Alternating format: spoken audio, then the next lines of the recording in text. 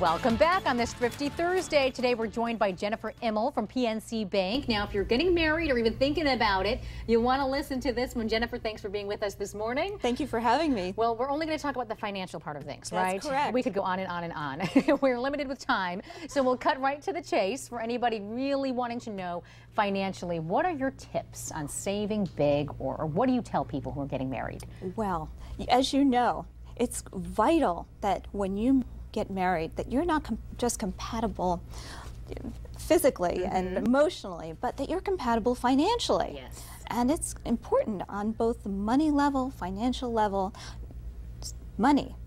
Studies have shown that money is the largest cause of stress in a marriage. Wow. So what PNC did was come up with a top 5 list of financial to-dos before you say I do. Okay, I like this. I like where we're going with this. We do have a list of it too, so let's run through that. What are the top things that? Well, the very first thing is to determine whether assets are going to be held jointly or whether you're going to each manage your own assets separately. Whether you're going to use the same financial provider or whether you're using different financial providers. Okay. And ideally, what we want to do is have all of the assets of the marriage managed together. Yeah. Working towards that marriage. Okay. And this requires quite a bit of conversation. Yeah. And conversation, as you know, can be difficult. Yeah. I might say something, and you might hear those words, but you might interpret that differently. Yeah. So it's vital that your perception equals my intention. Right, right. That's good. That's good to keep in mind. Should you have that conversation while you're already engaged? I mean, before you say I do is why we're talking about this, oh, yes. right? So don't be afraid to have that conversation. Don't be afraid to have this conversation. Okay. Because this is critical to set the foundation. One of the second issue is debt. It's the great American issue, isn't it? Right. And managing that debt Managing that debt. Okay. So each of us would bring in our debts as an individual, my individual debt.